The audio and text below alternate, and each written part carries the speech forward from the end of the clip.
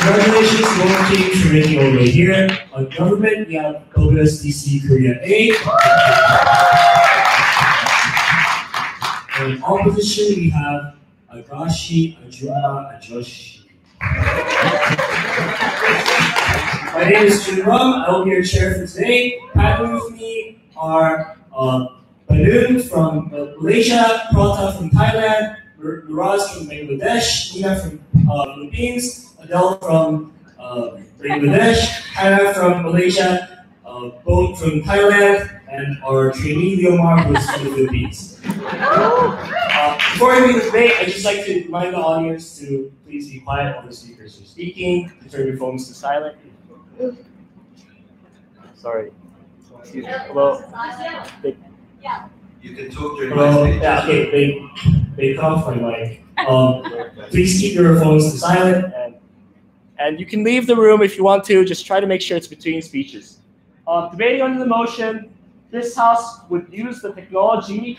I'd like to invite the Prime Minister to begin the debate. Very good.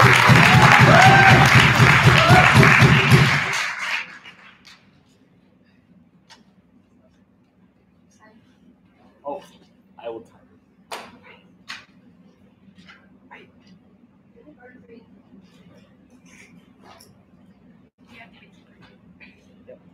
Thank you.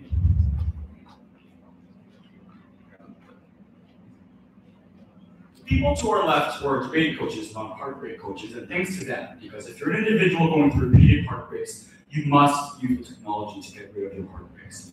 Before we move on to anything, the most important thing to want to know is how we judge this debate. And the metric of the debate must be how we maximize the happiness and the contentness of this individual that is contemplating using that such technology. Because it's not about how other people take love or how other people take certain consequences, it's about what happens to this individual and how the technology changes that.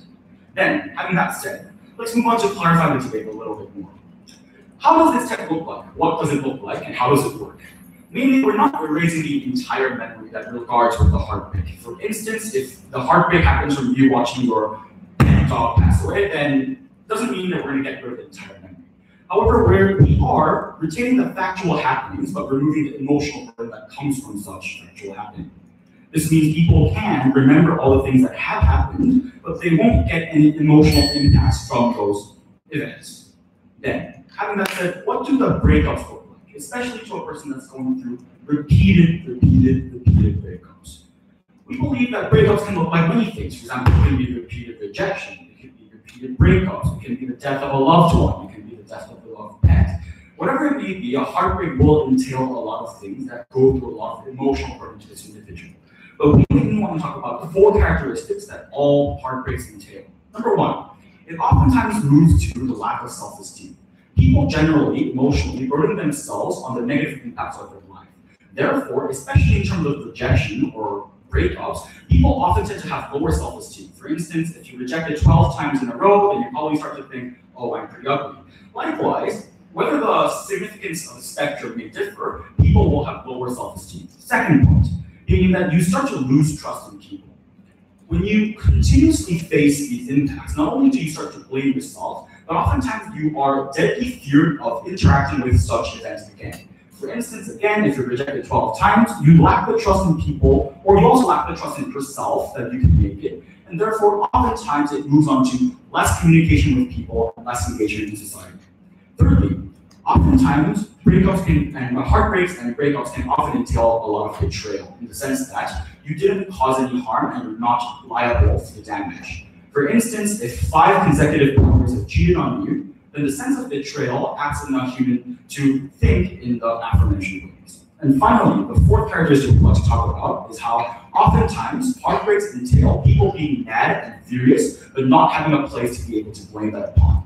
For instance, if you lost a lot of your friends and families in a natural disaster, and despite that happening in a sense, and you're mad and angered, then oftentimes you'll be unable to practically blame your heartbreak on an individual or an entity. That's why we know how heartbreaks are often one of 2 categories. A, something that are out of your control in the first place, or B, even if it is your internal problem and is under your control, you can't change that issue. As we can see, it's a repeated heartbreak that's been lasting for a long time. Then, what do we want to talk about mainly this today? mainly two arguments. Firstly being how the principal value of heartbreaks often mean that this form of heartbreak shouldn't be happening on this person, and this person should be able to escape from this damage. Number two, on why oftentimes heartbreaks will demolish an individual's life, not simply a sad time and a little bit of depression, but rather on it moves on to severe depression, actually harming individuals' lives, no matter it be the social or individual perspective. First argument, the principal value of a heartbreak. Notice how the cause of a heartbreak is often very uncontrollable, meaning that it's not an individual's active choice that caused such heartbreak, but rather it's caused by the circumstance or other individuals. However, aforementioned harm that I said earlier of repeated heartbreak and the intensity, all the repercussions from such heartbreak have to be dealt with this one individual. That's why when you have the choice to liberate from yourself from such pain that is not caused by you, you need to take this choice.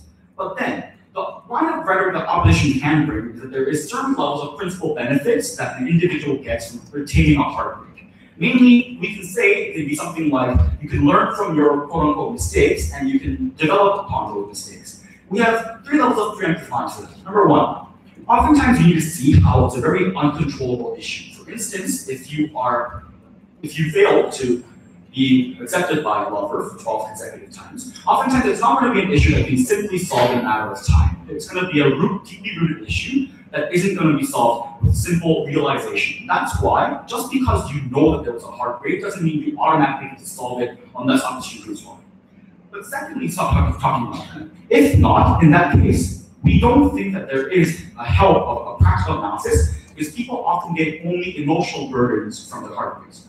What I mean by this is when people are heartbroken, they don't practically analyze the process and the impacts of heartbreaks. What happens to them is an unreasonable and irrational hatred of themselves or others, and it's oftentimes highly emotional. That's why retaining a heartbreak won't oftentimes lead to practical solvencies to your problems and your heartbreaks. Thirdly, even if everything that they say might be true, still we believe that the factual events that we have left in our individual memories can still be helpful to solve those problems. Then, second one, how does this demolish an individual's life? We want to talk about how many harms we have in not having this technology and why the technology can solve those harms. Because the way of individual heartbreaks times the repeated intensities and the repeated multitudes of heartbreaks you've had means that your life cannot continue just as before. Look at how the third highest cause of suicide is oftentimes fatal love. The lack of self-esteem, the amount of denial you put on yourself, the blame that you put on yourself, oftentimes leads to actual practical harms like self-harm, committing suicide, or just simply having social phobia and being unable to meet people in general. And we believe these aren't simple issues that we can solve easily, as oftentimes professional therapists have immensely hard times curing an individual from such heartbreak, even if it's only once. In the case of repeated heartbreaks, we believe that oftentimes these impacts cannot be solved with alternatives coming from opposition. Notice how there are going to be two types of people. Number one, people that simply don't have enough severe heartbreaks that they need to use this technology. But the people that we're talking about in today's motion, people who have to go to repeated heartbreaks that take away and put emotional burden on themselves and their shoulders, these people must be liberated from the pain that they have been going through.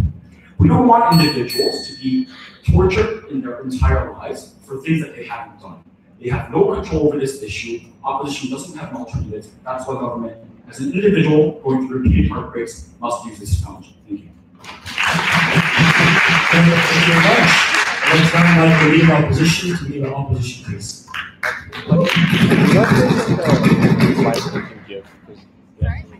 There's an extra measure. It died. That one died. There's the other one. You want to give it to me? Is that not working? It died just now.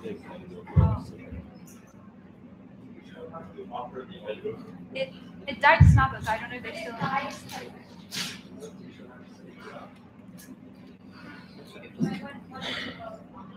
You might want to keep both on because the mic's not.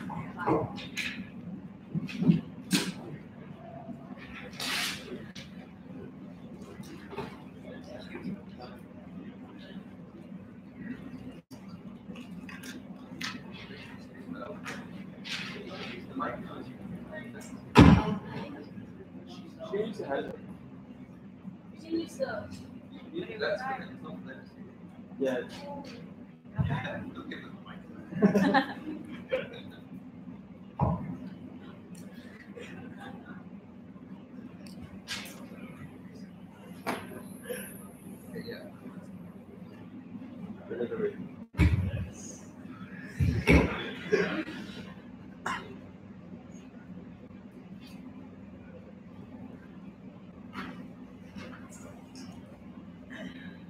We think that there is a reason why joy and sadness are always coupled together. Because emotions are relative. If there's no sadness, if you cannot experience how it feels when you're hitting your low, you cannot experience and you cannot appreciate what it feels like when you're at your peak. That is the reason why we feel that heartbreaks are absolutely necessary in order for you to appreciate the joys in life and the joys that your relationship brings to you, and therefore we think that heartbreaks are absolutely necessary, right? Before I move on to my constructives, I'm going to give you a few rebuttals to what my previous speaker has said, right? Firstly, he tells me that, like, you know what, when you have a choice to opt out from this kind of bad emotions, then you should be able to have this kind of choice because it's really depressing, right?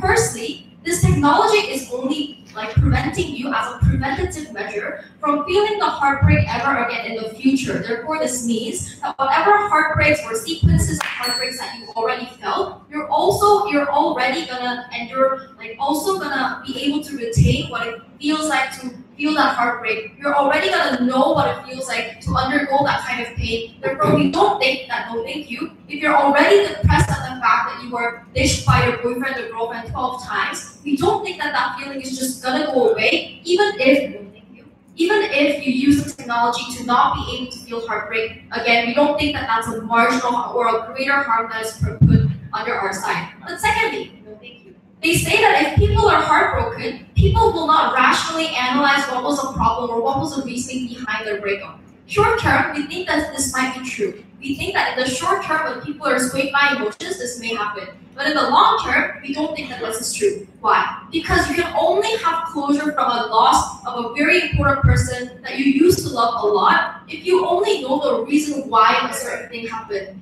You only have closure from a certain event if you feel like you know the reason why it happened. Therefore, we think that in certain instances, it's more likely for people to analyze and try to find out the reason why something bad happened, because that is the moment in which they can feel, I made a mistake, I made this mistake this time, and therefore I can prevent it next time, and it's going to be okay. And that hope is what helps you gain closure. No, thank you. From those kinds of instances, and we think that that is important.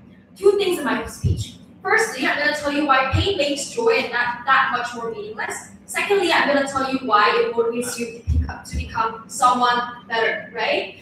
Pain makes joy that much more meaningless. Why? That's why joy and sadness are always a set in Inside Out, the movie, right? Because joy means nothing without relatively, there's no sadness, because humans and human emotions operate on an adaptive mechanism. So i.e., if you eat mango rice for the first time, and you may really like it, but if you eat it too many times, it might not feel as tasty as the first time because you're used to it. Even if you really like that black dress so much, you wear it every day, after wearing it like 50 times, you may not want to wear it anymore. That's why the point is, when there's a continuity of something, it no longer has its original value. Same thing with joy. When there's a continuity of joy, there is no original value, and the first time you fell in love with someone, or the fact of the inherent value and the value of you being able to feel joy with that person. Therefore, therefore the fact that you're feeling pain leaves that love life as a really meaningful memory that you can look back and feel nostalgic and therefore appreciate the kind of memories that you have. We think that this is a net benefit, right? But secondly, we think that it motivates you to become someone better. Because under government side, when you cannot feel loss and breakups, then breakups would look like a dry handshake that says goodbye, thanks for all the experience, right? Because it would look like something that's very dry, very unemotional. So therefore, we think on comparative, it's better to cry. It's better to call your friend at 3 a.m. for 5 hours, stressy, and lock yourself up in your room in order for you to learn from your past experiences. Sure. Pain makes joy that much more meaningful only when people have enough courage to move on forward for more joy.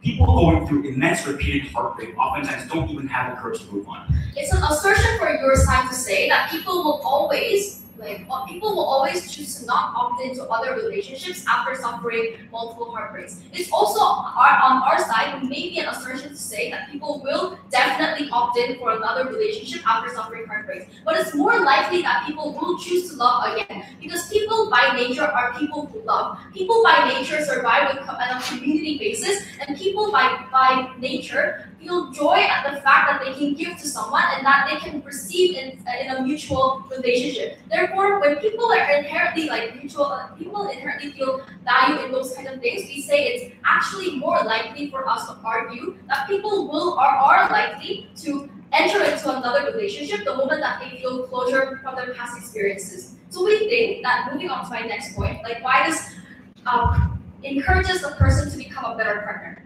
Because after you experience all of those heartaches and regret, it actually pushes you to re-examine mistakes that you made and what you could have done to prevent the pain. Because you find out more about yourself through such introspections, and you're also determined to become a better person for the next relationship because you have an incentive to not feel that pain again. Under their side, there's no such incentive mechanism because you don't feel pain, and therefore you're less likely to be incentivized by that kind of incentive mechanism. So under our side, what happens is you for sure don't want to cry out of your heart anymore or feel that heartbreak anymore. And second, you also don't want to make the person you love feel the pain that you felt. And therefore, you're likely to be able to become a better partner because you want to give your partner the happiness, and you don't want your partner to feel the pain that you felt. Therefore, at the end of the day, people are more incentivized to be a better partner in general under our side, and that only is brought by pain. Because as we get older and older, our personality changes. We will always encounter new lessons. But let's say at the age of 20, you chose to undergo this technology, and therefore you can no longer feel the pain anymore, then you are no longer able to have access or have grant access to the types of lessons that you can only learn by undergoing pain when you're 40 years old or undergoing pain when you're 50 years old, right? It's like Andy. It's really different. The type of the lessons that he can learn at his age is going to be different from the type of lessons that I can learn when I'm my age. Therefore, you don't know when you're implementing this technology when you're 20 years old if you're going to appreciate such lessons or not. So if you cannot reasonably predict the value of the lessons in and of itself, we don't think that it is a smart choice under them to blanket give up those lessons that you can possibly earn in order for a short-term benefit that is not going to be actually beneficial for you. Bottom line, we think that joy is only meaningful when pain is there, and therefore I'm very proud of those.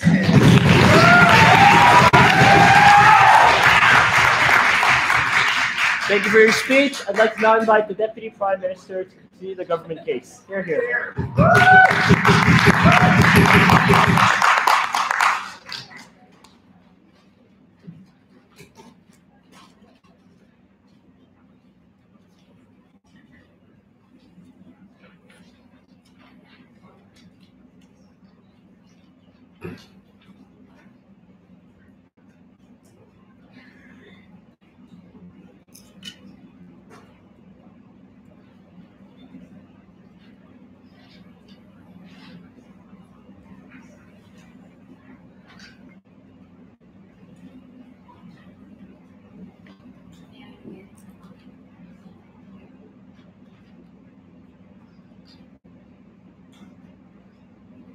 The goal of the government is to let people that are in a stupefying emotional damage to overcome their sufferings and hardships in this tremendous, painful situation, to restore their ability to pursue a happier and a fulfilling life. That's the goal of the government team and goal of growth teams in this. Let me ask two questions at this time moment. Firstly, which side better helps appreciate happiness of these individuals? Secondly, how do this individual encounter and respond to future heartbreaks under both sides? Firstly, which side better helps appreciate happiness? The first response to their case is firstly, when it comes to those people that have gone through repeated heartbreaks, they already experience enough sadness. And we see that the threshold of sadness to this extent is not fruitful, because this does not complement for you to feel happiness and appreciate happiness and feel more joy. It's rather more debilitating. You're fearful to meet other lovers, you're fearful to interact with others because you feel that you're incapable of bonding with other people. And secondly, we see that it's also a contradiction when we say that it's still debilitating because you still have your past memories retained.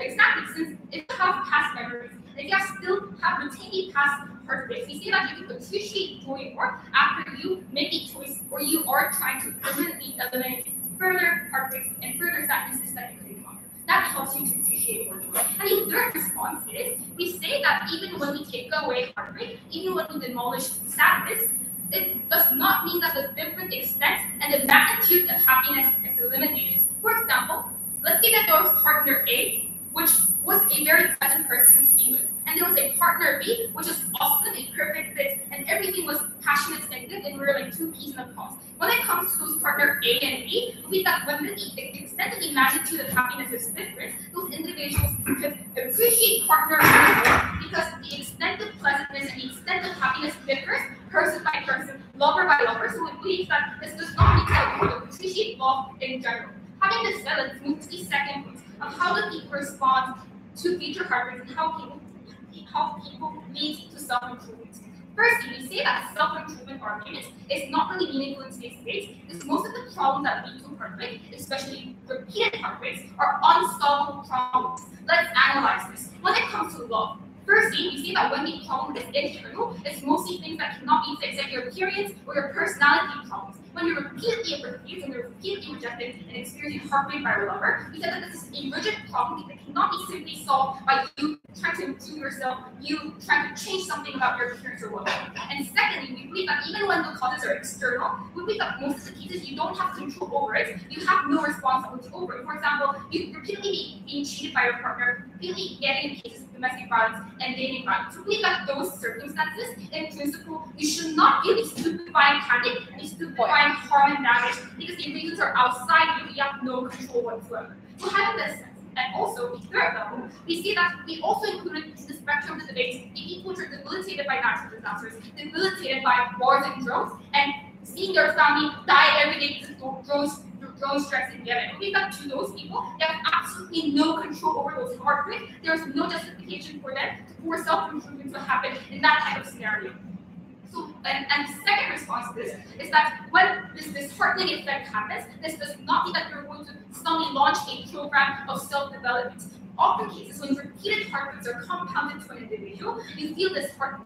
You're robbed of the ability to interact with others and have encouragement and hope and to bond with other people because you feel that you're problematic. You feel that your other lovers will reject you at some time moment. Under our case, when the person is cognizant, when this person knows perfectly that other future love stories that in the timeline of your life would not be debilitating, would not be stupefyingly damaging to you, we thought that person be more prone to explore new lovers, more prone to do fulfilling explorations in their life. We believe that that's a unique benefit only exists under the government case. Let's move on to our last argument about how permanently removing your ability to feel heartbreak actually leads to long-term benefits to individuals. Firstly, when it comes to love, we see, for context, we see that there's a prevalent norm in the status quo which people do not attempt to love emotionally in the first place because they just perceive love as an emotionally straining thing or a time-consuming thing. When this context is compounded with repeated heartbreak that devastates a person's social life, we got a person shies away from social interaction in general, just retreats into an isolated bubble inside your house. We see that what changes under our model, in our case, is that you know that the opportunity cost of love and the opportunity cost of bonding with others does not exist. This means that you're more likely to look for new partners, you're more likely to confess your love to your lover, and ask for a girl or a boy to hang out with you prom. We see that when those things happen, this hires the possibility that someday you're going to hit a lover, a partner that suits you well. Having this said, we see that the context when it comes to repeated failures in love means that there's a problem with your personality or a problem with your appearance. In that case, when you meet more lovers and when you attempt to explore more lovers, we see that there's a bigger possibility on our side with increased attempt to meet a girl or a boy that likes your big nose or that likes your bald head because people attempt more and try. We believe that the success cases will also increase on your case, finding a perfect suitable partner that also embraces your strengths and weaknesses. And secondly, we believe that when people just fail love and repeatedly get rejected because they're simply unlucky, under our case, since people try more because they know that there's no opportunity cost to loving, when they get lucky, they're going to meet that fulfilling emotional experience of love.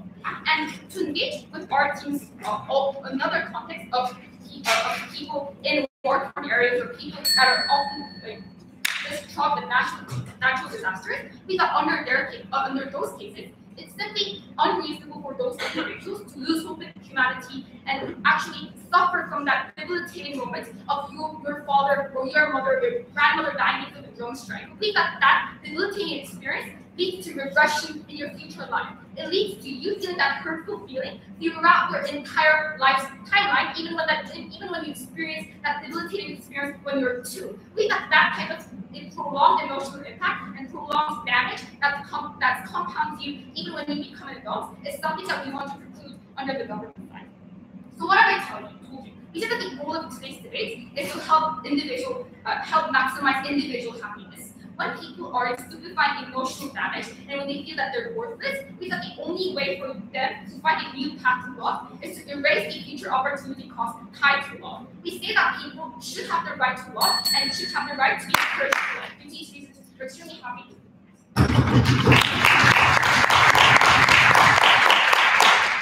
Thank you very much. I'd like to now invite the Deputy Leader of Opposition to the podium. Okay.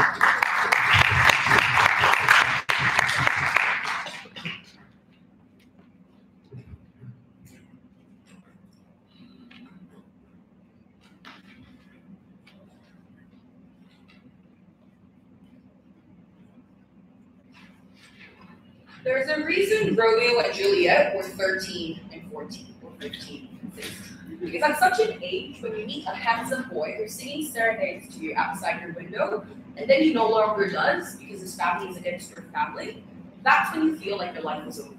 We tell you that as adorable as these children are, telling us that heartbreak cripples you, and it is something that will devastate you for the rest of your life. So permanently, until we reach the age of Andrew Alexander Hugh, we promise not to get heartbreaks, and this technology will work in our favor, is simply naive. Because we tell you the world in your life is much longer than that. You have the resilience and strength to outlive your heartache. But let's make one important clarification. This debate is not about war zones, drone strikes, and other international affairs that may perhaps risk your life. Because let's get one thing straight. Your world, before using this technology, still has memories and also emotions from that trauma. Ergo, you're supporting a world where future drone strikes, future droughts, future whatever that causes heartache will prevent itself. Let's that point aside. We tell you when we're talking about people in war zones, in clinical depression, people who have multiple attempts of suicide. A, we think there's a multitude of reasons than simply this little box called heartache that's leading you to kill yourself. But B, we think there's a variety of treatments and ailments that go beyond the personal level of heartache that can deal with it, such as an international treaty, such as United Nations, or any other measures that you want to deal with. But look, at the end of the day, if your side is forcing us to say that people are dying and you're withholding medicine, we're willing to concede and say, fine. In those incredibly rare cases where perhaps heartache of an individual is caused by this multitude of scenarios, they can take it.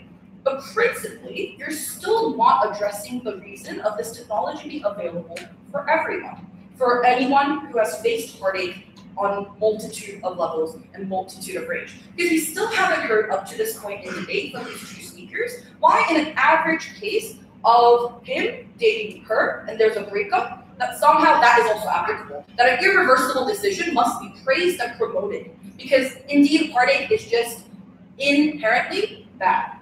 They're not addressing the multitude of reasons that Cheon brought to you. Because Cheon told you two things. Number one, she told you about proportionality, right? The reason things are joyful, because proportionately you understand the pain.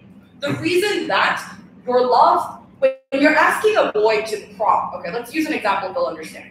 So when you're asking a boy to the prom, it's not, I will not be hurt, therefore I can ask anyone and everyone. It's that very tingle in your heart, wondering if he's gonna say yes. Wondering if another boy is gonna say yes. Wondering if it's not gonna be me being slutty if I call 3 boys to the prom. We tell you that calculus and that risk and that multitude of emotions that they're gonna face as they grow up is the very reason that makes life interesting. Is the very reason we think love is so precious, because not everyone can have it, and not everyone will be in bliss. We tell you heartache is not favorable. It's not preferable. We're not here to promote like, oh God, be bitter like Andy. That's not the point, right? The point we're trying to make is that the probability of that bitterness and that end and that loss and that heartache happening is what allows you to embrace adventures. It's what allows you to be brave and courageous, move on, believing in yourself. Because let's think about self-esteem. And this is an important life lesson, guys. Self-esteem is not on an end of a spectrum, right? Like, it's not just you're always going to be a downer and forever you're going to feel like a loser. You grow out of it. You stop debate, you do sports, and you get popular again. It's okay, guys. The bottom line, we're talking about self-esteem always fluctuating. Because one end of the spectrum, you feel great. The other, you don't. But what your world is forcing individuals, and perhaps promoting to individuals, is for them to never feel that spectrum. Once you're on the low, you just want to get rid of it. That's it. We feel that very spectrum is what makes life interesting, and is what we're promoting on our side. The important rung of the argument that they still have failed to engage to is Tian's whole point of examination and introspection. Look, the idea of empathy is not instinctual to us. Like, human beings are just freely selfish and bad and evil, and that's why drone attacks are happening, and that's why global warming is happening. Okay, guys, like, we're just evil. The only reason we decide to treat each other better is because we understand how horrible it is when someone says, I don't like your face, or I think you're an evil person, right? We tell you that heartache is what really allows us to self-motivate ourselves to really look at what is the better thing to do when you're treating another person. We need that very loss of, if I am continuously abusive to my romantic partner, if I continually run away from home because my mom's not buying me a new MacBook Pro, we tell you that's the heartache that you feel and the heartache that you cause is only understood with this availability of heartache and the possibility and probability of things going wrong. Ergo, if you want a world in which people stay in committed relationships for years to come, as I really wish upon my next speaker coming from that side, you have to understand that heartbreak is a strong motivator for you to become a better partner. It's a strong motivator for you to become a better person, but it's also a strong motivator to create such a mutually beneficial and loving relationship. Because without that loss that's occurred on your half, you never really have the incentive or motivation to treat the other person nicely or really understand the consequences of your very actions. Like, maybe they don't know it because they're still 17, but love isn't like magic. It's not one day, boom, like no heartache, no pain, like you meet your soulmate. You create your soulmate. You understand the sacrifices and the compromises that you must take. And sometimes that's really tough. Sometimes that's really heartbreaking. And it's really, tears and, everything. But you choose to do that because you understand at the end of the tunnel there is something meaningful, be it a mutually understanding relationship or be it your self-independent, reliant self. We tell you either way, heartbreak is a necessary process that allows you to appreciate the very idea of love, be it romantic, be it between families, so on and so forth. We think this is what I said in prep time, that we were like, ooh, poetic, right? Because we think heartbreak is to love what death is to love. We know it's coming, right? Even if you're in, even if you're in the most romantic of relationships, your partner one day somebody will die or you'll die before him. But bottom line, the scarcity factor of a possibility of heartbreak, the scarcity factor of like one day treasured person in my life is going to be gone, is what motivates us to treasure today. It's what motivates us to become better people, and ultimately that's why we're happy in this one. Thank you.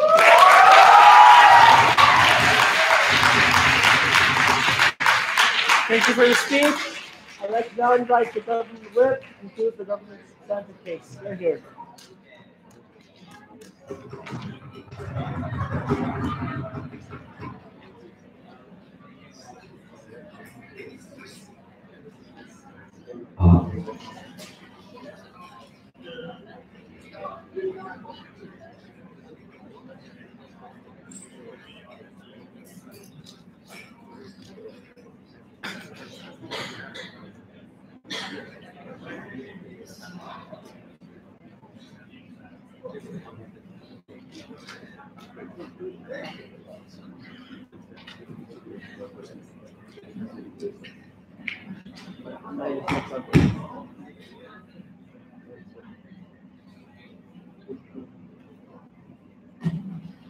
kudos to my coach for giving a very, very beautiful speech that's not part of this debate. Because two things we need to clarify in context before we can talk about the arguments.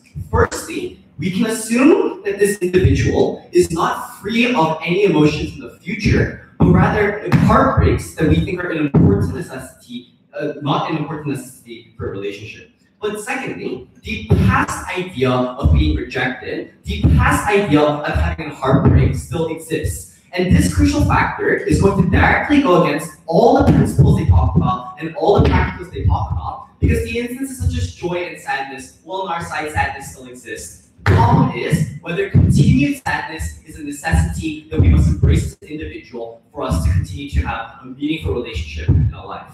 Two clashes I'm going to be talking about in this debate. Firstly, is heartbreak a principal necessity for individuals in a relationship and in a life as a whole? And secondly, what are practical impacts of a heartbreak, especially in terms of an individual perspective? But let it be clear, albeit we know that individuals are sometimes dumb, that we don't think that individuals automatically, when they get one heartbreak, will decide, I can't deal with this anymore, and I'm just going to be even more. Because notice that while we are students, we are not naive and stupid to say that just because I have a heartbreak, that automatically I cannot go on to my life and I'm going to have this kind of person in the first place. We have faith in an individual to make a more rational calculus, albeit if they do decide to make this decision, then we should respect their decision and their own calculus, but nevertheless that is our worst case scenario, and more often than not on a spectrum, individuals will decide not to take this pill if it's such a Romeo and Juliet kind of situation in the first place. That's the reason why we think that our principle still stands on two premises. Firstly, if it is internal in a sense that an individual's appearance or their personality, it is impossible for them to change this, or very, very hard for them to change this, albeit that's why they need to have this kind of pill to ensure that they won't be feeling the heartbreak in the future, because there's nothing that they can do to change in the first situation. But secondly, if it's an external circumstantial thing, then you don't have the power to change it in the first place. What opposition needs to prove to us in this debate is a fundamental analysis or a logical link on why past heartbreaks are different from future heartbreaks, and why future heartbreaks is something that magically we can learn upon that we think ultimately that past heartbreaks don't learn upon in the first place. Because notice our first principle is the difference between pain and joy. On our side, pain still exists because, as their first speaker said, the past pain of heartbreak will continue to be your motivator in understanding what you did wrong and why you want to live a more beautiful life in the future. That is ultimately the reason why we think that the preemptive measure of what they claim in the past is ultimately going to change you in the future, albeit in the possibility. But they've never proven to us why, if they have forget this pain in the future, that individuals will all of a sudden suddenly change more in the first place. We think that this is not necessarily a distinctive heartbreak benefit, if such exists, for them to be able to prove to us from the status quo. But so then we move on to our second clash, which is the practical impacts of heartbreaks that exist within our society. But let it be clear, Mr. and Madam Speakers, that this is a debate on weighing the impacts. Because the kind of things, the benefits they talk about is like the beautiful, I'll become a better person, or I'll improve in the future. And yes, albeit while this may be some benefits that may be taken into consideration on face value from the judges, you must compare the distinctive harms that we told you, albeit the 5 different harms that we told you. Firstly, the incentive or the desire to kill yourself because you cannot manage with future heartbreaks, albeit the thousands of heartbreaks that you have had, hopefully not thousands, but like tens of heartbreaks you had in the past in the first place. Secondly, is the individual calculus of being a sociophobe. The idea that I can't be part of a community because I've constantly been rejected from such a community. Thirdly, is the idea of post-traumatic stress disorder. Being afraid of being in a relationship because you often think you are incapable of doing so. And fourthly, future struggles, albeit independent from the factors of relationships, but still going to haunt you in whatever endeavors you face in the future. And lastly, self-esteem, that we think is self-explanatory in the first place. We think this goes directly against Hyeon-sam's argument about the idea of coach, the idea of empathy.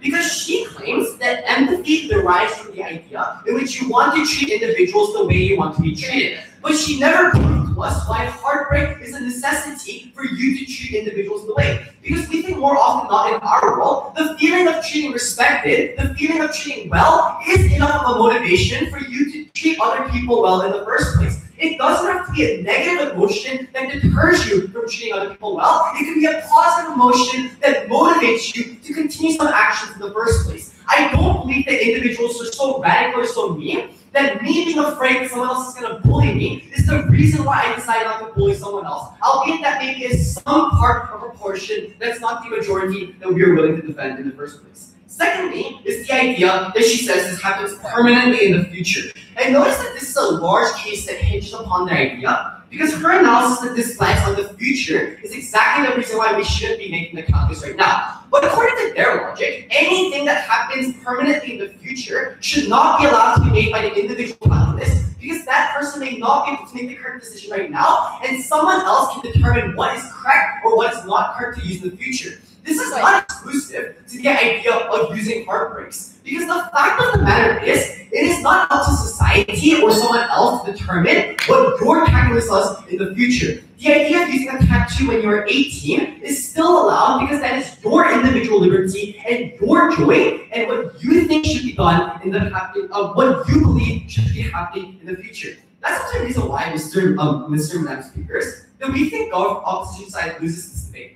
Because not only is their characterization wrong on an individual making a stupid decision, while some may do, the vast majority don't, and does the benefits outweigh the harms, but secondly, we think most crucially is the factor of the idea that you still have pain in the past. Because their entire first and second arguments hinge on the case in which you don't improve yourself, you don't want to change, and you are satisfied with yourself because of the pain. But we tell you, the pain of being heartbroken so many times before will still be the motivating factor. Regardless if it's a relationship, regardless if it's domestic violence, because she can't just scroll the debate away and say that this debate is just about heartbreak. It can also be included on whatever you may feel the necessity to use a heartbreak in the first place. That's why we think it is a legitimate response that we must have. And thirdly, even though there are possible or different outcomes or solutions, this is an individual calculus. We respect individual liberty. We are more than proud of this discussion.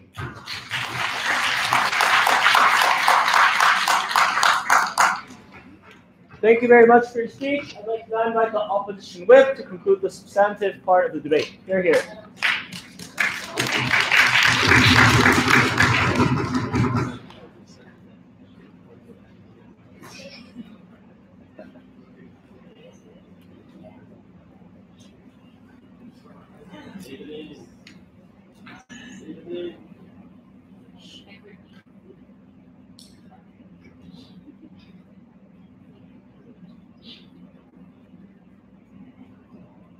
Yeah, but when it said the jokes should not be made about people on the basis of protected status such as age, that clearly is going out the window. This debate is free zone. Ladies and gentlemen, panel, I have friends and family watching this back home on live stream. Good evening. Except, unless of course my ex-girlfriend Fiona is watching. If you are, you can go to hell.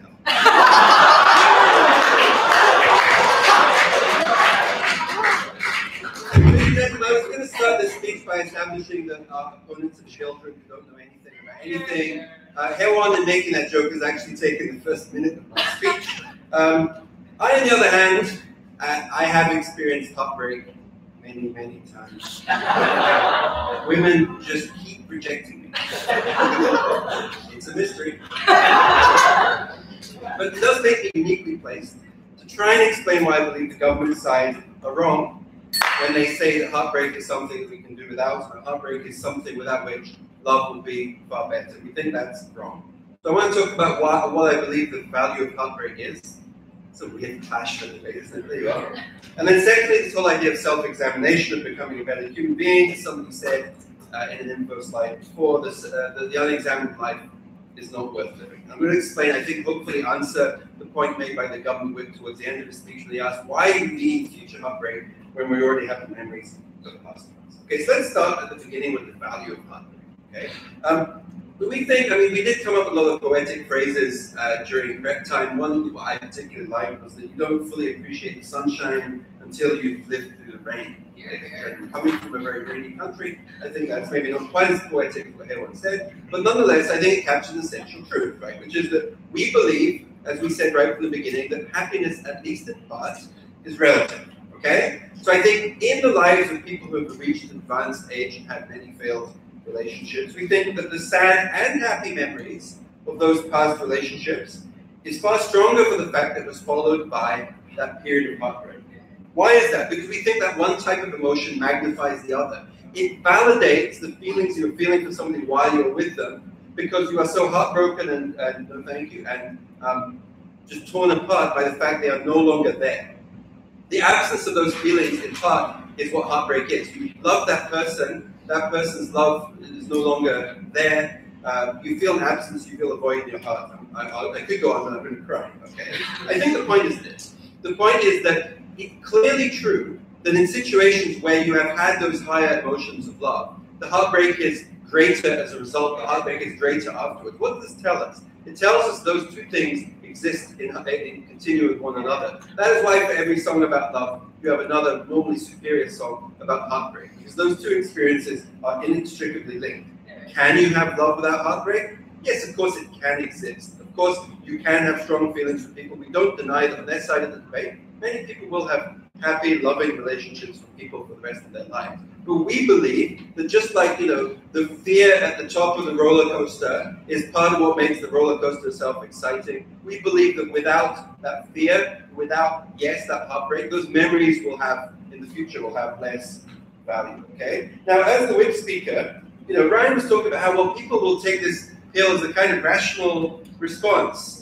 They'll think about, well, why would I want the bad side along with the good? I'll just take the pill that can have happy relationships in the future. But the entire contextualization of the proposition side was that people have undergone this crippling self-esteem problems, this crippling anxiety. They're committing suicide. They're jumping off buildings because of heartbreak. In that model, ladies and gentlemen, taking this pill or using this technology would not necessarily be a rational response to the situation. Rather, this would be like a cancer patient continually pressing the button on the morphine drip. Anything to stop the pain. Now we say that may be a reasonable decision, no thank you. It may be a fair decision, but we don't think it's necessarily fair to call it a rational decision.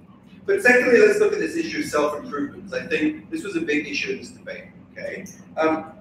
The government side told us that, look, many things are outside your control in relationships. Therefore, the principle of self-improvement doesn't apply.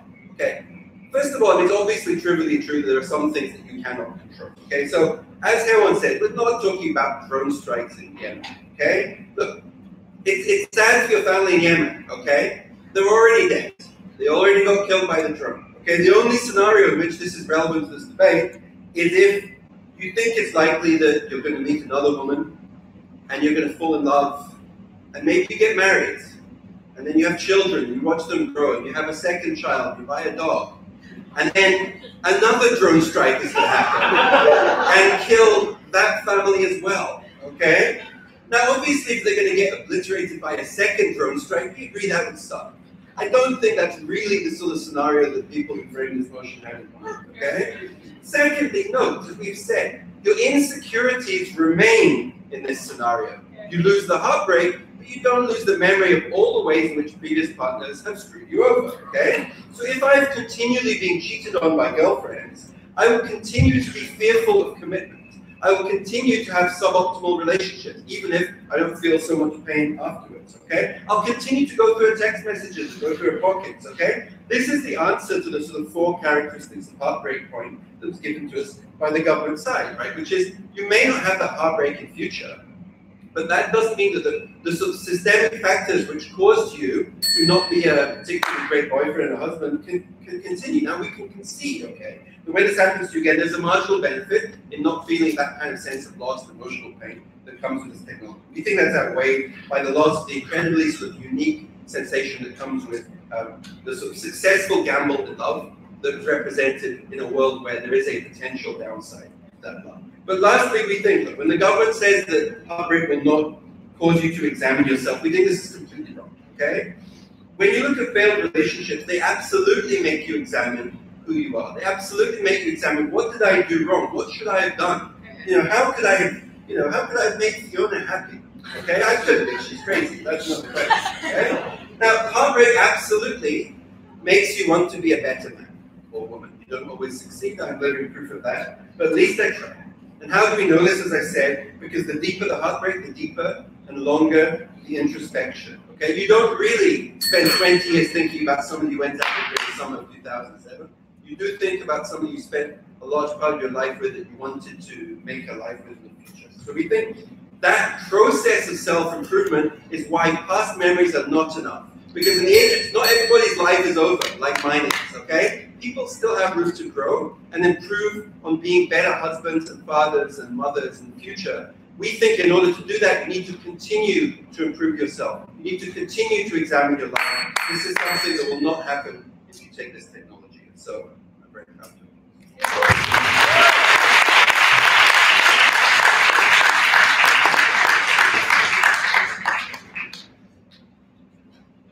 Thank you very much for your speech. I'd like to now invite the opposition reply to conclude the opposition case. Here.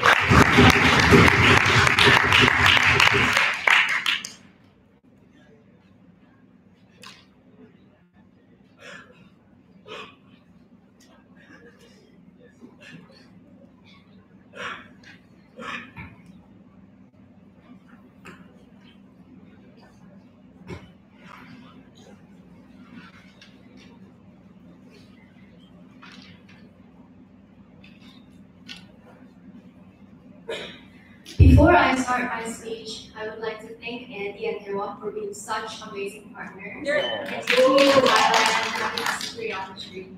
I love you. But having that aside, I think that joy should always be with happiness, because we already proved to you why human emotions are relative. When you evaluate your past memories, whether it be a positive memory or a negative memory, the way in which you evaluate is based on the types of feelings that you feel, depending on the experiences that you had. That means that if you felt a bad experience, if you had a bad experience, then a good experience seems exponentially well, even if it is inherently not as happy as it should be to other people.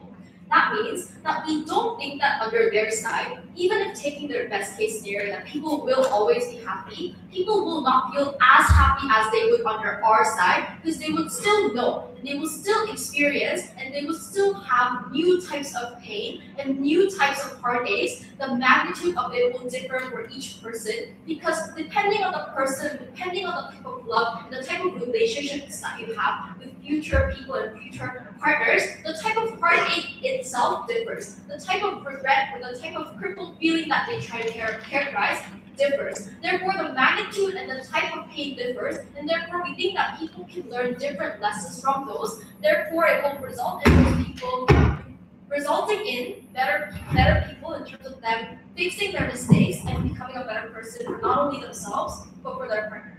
But moreover, more importantly, we think that opposite or government has a very shaky characterization coming from them. Because on one side, they tell me that people are very rational, therefore, even if they're very crippled, they will rationally evaluate, and therefore will be able to find that kind of self-development as much as our side. But then on the other hand, they say that people are very crippled, they're gonna go suicidal, they're going to be really emotional, therefore they won't think in their right minds. We don't think that they can run with both characterizations. We think that they should choose one, right? But what we give you as characterizations of people who are undergoing heartbreaks, but we don't think that people are going to be in extreme pain for 20, 30, 40 years. We think that people are resilient. We think that even if they can't understand because they are only 17, 16, I'm sure they can find out in the future that maybe they can get over some heartbreaks. Maybe they can find out that they're more stronger than they thought they would be. Because the types of pain that they experience, the types of pain that Andy experienced, quite different, right? So as a result, we tell you that the fact of the matter is you can no longer become a better person. You can no longer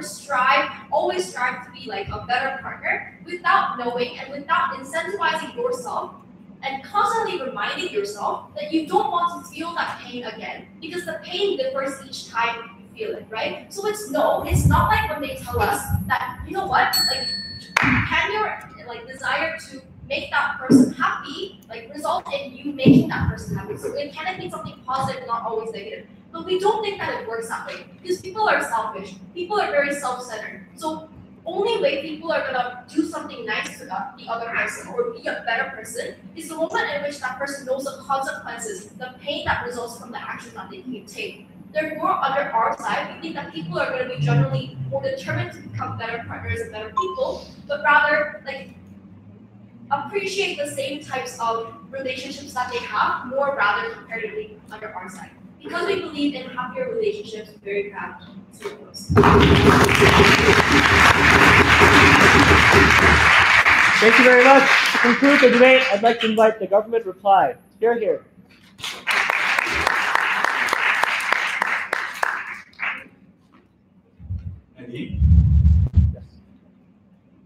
Because now I look weird if I don't thank my teammates. Thank you for enjoying me the entire TPO. Thank you for everyone that's sitting there, my other World Schools teammates. Thank you, Chan. And of course, thank you, Birthday Boy Talking. But also, thank you to the coaches on our left who've coached us our entire way to become, as Andy puts it, children who don't know anything about it. Thank you very much if we lose half of it on you.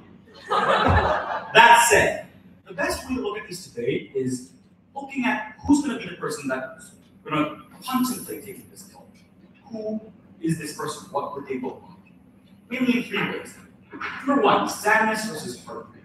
Parents have analyzed this debate as if it's about us young children of 17 where we don't get to go to prom with the person I like and I want to take this pill because I'm sad. But face it, it's oftentimes not going to be this person. Because A, I don't think any of us went through repeated heartbreaks.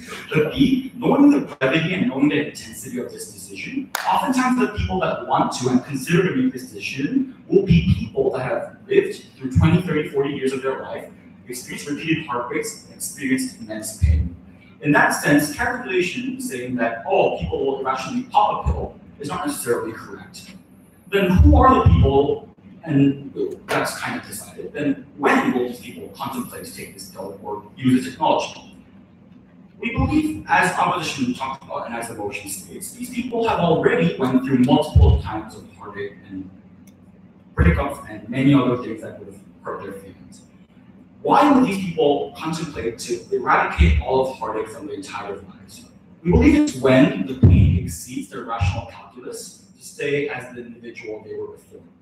Because people going through failure after failure after failure after failure, telling them that what doesn't kill you makes you stronger, and forcing them to take an extra step, we believe is irrational and further on immoral. We believe that these people who have lived their lives through rejection and through denial and through self-hatred have a choice and should make the choice of emancipating themselves from the pain that have forced them to make the contemplating decision of whether or not to use the technology. But finally, when they say self-actualization and learning more and being a better partner and being a better person happens from this process, we believe that that's not necessarily true in all cases, mainly for 3 reasons as we've already explained.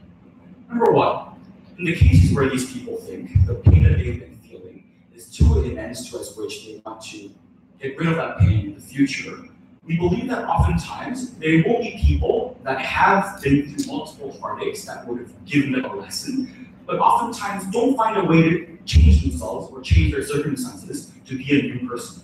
They can't just say, well, heartaches are going to stay for a while, you move on and become a better person. Because a person that has gone through repeated heartaches will oftentimes know that, as we characterize from our start, that they're up to uncontrollable issues. But secondly, only when more heartache comes, you will be able to understand more. It's not necessarily correct. A person that hates themselves from the past experiences of our entire life of rejection doesn't necessarily know more by having an extra stack of rejection. We believe that that notion in and of itself is a simple assumption. Having that said, what this person looks like shows us a person that has already tried his or her best to become a better person, but can't find a reasonable way to get out of that pain. Going through this pain, their only choice is to use this technology and to emancipate themselves from the pain that they will feel in the future. An individual to be happy, despite the fact that I don't know anything about anything, would be a person that is free from such pain using this technology. Thank you. Thank you, ladies and gentlemen. Please, friends and friends, and remain in the room. religious liberty.